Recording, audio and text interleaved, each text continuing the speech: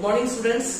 आज हम एक बहुत इंपॉर्टेंट टॉपिक जिसका नाम पैथोलॉजी है, काफी सब्जेक्ट है परंतु काफी इंपॉर्टेंट है, तो उस सब्जेक्ट के बारे में डील करेंगे। और उस पैथोलॉजी के अंदर जो सबसे पहला टॉपिक लेना चाह रहे हैं हम लोग वो है डाइजेस्टिव सिस्टम। और डाइजेस्टिव सिस्टम के अंदर मैं पढ़ाना चाह रहा हूँ पेप्टिक अल्सर। इससे एक 4 नंबर का शॉर्ट नोट पड़ेगा। अपन चूंकि एकेडमिक पढ़ेंगे तो एकेडमिक के हिसाब से अपने को फोकस करना है। तो टॉपिक लिया है अपन ने, किसी भी टॉपिक को, किसी भी डिजीज को स्टार्ट करने से पहले मैं भूमिका बनाऊंगा, तो मैं भूमिका बनाऊंगा डेफिनेशन से। डेफिनेशन किसे कहेंगे अपन?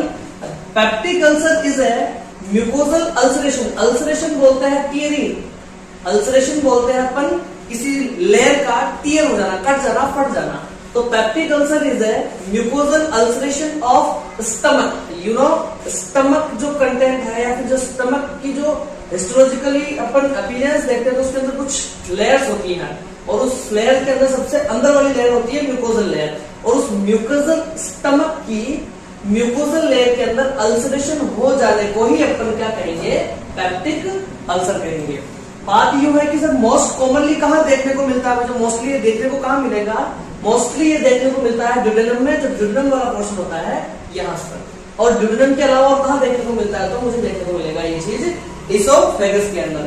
तो मैं मोस्टली बोलूं कि सर पेप्टिक अल्सर कहां देखने को मिलेगा? तो ड्यूडेनम और इसोफेगस के अंदर मोस्टली देखने को मिलेगा। अब डिजीज पढ़ रहा है तो कोई ना कोई रिस्क फैक्टर या पॉजिटिव एजेंट तो उसका होगा, स्वाभाविक सी थिंग है ये।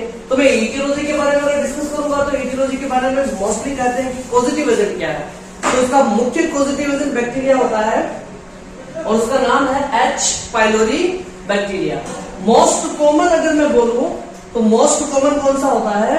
H pylori. इसके अलावा अगर मैं बात करूं तो मोस्टली बहुत सारे रिस्क फैक्टर में देख सकते हैं। जैसे सर नाम बताओ। मैंने कहा नसेट्स।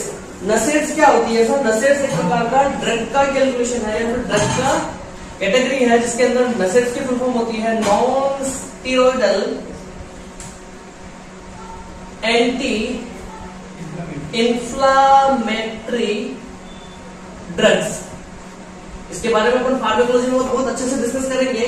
परंतु ये ड्रग्स अगर कोई पेशेंट बहुत ज्यादा देर तक प्रोलॉन्ग टाइम से अगर नसेट्स का यूज कर रहा है तो उसके अंदर चांसेस है किस चीज के बढ़ जाने के, तो मैं बोलूंगा पेप्टिक अल्सर के बढ़ जाने के चांसेस होते हैं। अब इसकी मैकेनिज्म ऑफ एक्शन क्या होगी सर? आप अगर हमें बता रहे हो कि पॉजिटिव एजेंट के अंदर, रिस्क फैक्टर के अंदर अगर आपने लिया है नसेट्स, तो नसेट्स की वजह से पेप्टिक अल्सर क्यों कोज हो जाएगा? इसका बहुत छोटा सा रेशनल है, तुम थोड़ा ध्यान दो। नसेट्स क्या करेगा? ये इंटरेक्ट करता है किसके साथ में? Phospholipid layer of mucosal cells. चूंकि सेल्स को अपन बात करें, अगर ये कोई सेल्स है तो सेल्स की जो सेल्स मेम्ब्रेन होती है वो मुझे बहुत अच्छे से फर्स्ट ईयर एनाटॉमी में क्लियर किया था अपन ने कि ये बनी होती है लिपिड और एक बनी होती है प्रोटीन से। तो लिपिड में होता है अपने पास फॉस्फोलिपिड और दूसरा होता है ग्लाइकोप्रोटीन। तो यही बात कर रहे हैं अपन, जो लिपिड की लेयर है सेल्स की, सेल्स मेम्ब्रेन की जो लिपिड की लेयर है फॉस्फोलिपिड, उसके साथ जाकर के इंटरकनेक्ट करता है उस म्यूकोजल सेल्स की लेयर को क्या कर देता है? डैमेज कर देगा। विच इनिशिएट बायोकेमिकल। बायोकेमिकल का मतलब सीधा सा यहाँ देखने को मिल रहा है कि कंपोजिशन ऑफ सेल मेम्ब्रेन। और कंपोजिशन ऑफ सेल मेम्ब्रेन मैंने डिस्कस किया हुआ है लिपिड और प्रोटीन से मिलकर के बनी होती है। तो ये मोस्टली लिपिड को डैमेज कर देगा और जब इसका लिपिड डैमेज हो जाएगा तो ऑब्वियसली सेल्स मेम्ब्रेन भी डैमेज हो जाएगी। तो initially biochemical changes that impair function of the gastrointestinal barrier. और इसी बैरियर नहीं तो इस स्टमक के अंदर, इसी बैरियर नहीं तो इस स्टमक के अंदर एक कवरिंग बना करके रखी थी जो HCl को डायरेक्ट कांटेक्ट नहीं करने दे रही थी। अब हुआ क्या है? इस लिपिड की, इस स्टमक की सेल्स की लिपिड वाली लेयर डैमेज हो चुकी है, तो इसकी वजह से ये HCl अब डायरेक्ट कांटेक्ट करेगा, जिसकी वजह से पेशेंट को बर्निंग सेंसेशन वाला पेन शो होगा, है ना। उसकी वजह से म्यूकोजल अल्सरेशन हो जाएगा। फाइनली उसको हम बोल देंगे पेप्टिक अल्सर। पहला कोज हमने डिस्कस किया है। वैसे मोस्ट कॉमन कोज अपन बात कर चुके हैं, एच पाइलोरी इन्फेक्शन होगा। उसके बाद में मैंने अगर रिस्क फैक्टर की बात की तो मैंने उसमें डिस्कस किया है नसेट्स के बारे में। उसके अलावा सर बताओ आप, एल्कोहल को तो होल सोल बीमारियों का विक्रेता बोल सकते हैं अपन। तो एल्कोहल नाम से बदनाम है। तो मैंने कहा कि अल्कोहल कंजप्शन अगर मोस्टली कर रहा है कोई व्यक्ति और लॉन्ग टाइम से कर रहा है तो मैं देख सकता हूं कि उसके अंदर भी पेप्टिक अल्सर कोज हो सकता है। बाकी रहा spicy food just like momos की चटनी। है ना, स्पाइसी फूड और प्रोलॉन्ग टाइम से अगर कोई व्यक्ति कॉफी का यूज कर रहा है तो उसमें कैफीन होता है, तो ये कहीं ना कहीं म्यूकोजल सेल्स ऑफ स्टमक को डैमेज करेंगे, जिसकी वजह से डायरेक्ट कांटेक्ट होने लग जाएगा HCl के और इंटरनल वाइटल ऑर्गन्स के साथ में। इसके अलावा और क्या होगा, फिजियोलॉजिकल स्ट्रेस।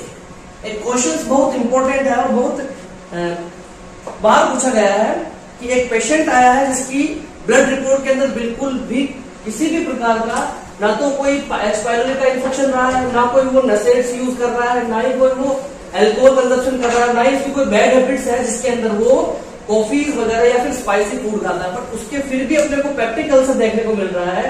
तो उसमें मैं एक प्रेडिक्शन करता हूँ, पेशेंट की हिस्ट्री में जाकर के पता करता हूँ, तो मुझे कहीं ना कहीं स्ट्रेस देखने को मिलता है। और स्ट्रेस का सीधा सा कॉन्सेप्ट ये है कि इसके अंदर पाई जाने वाली, अगर कोई व्यक्ति प्रोलॉन्ग टाइम से लंबे समय से स्ट्रेस को यूज कर रहा है, स्ट्रेस ले रहा है, तनाव व्यक्ति, टाइप ए पर्सनालिटी भी बोलते हैं इसको, अगर उस व्यक्ति की टाइप ए पर्सनालिटी और लंबे समय से वो किसी स्ट्रेस में डिप्रेशन से सफर कर रहा है, तो उसकी जो म्यूकोजल लेयर है ना, स्टमक की म्यूकोजल लेयर धीरे धीरे इरोजन होना स्टार्ट हो जाएगी। और जैसे धीरे धीरे इरोजन होना स्टार्ट हो जाएगी तो फाइनली होगा क्या, जिस प्रकार से H. pylori कोज कर रहा था पेप्टिक अल्सर, उसी प्रकार से अब स्ट्रेस भी कोज करने लग जाएगा, इसका पेप्टिक अल्सर का।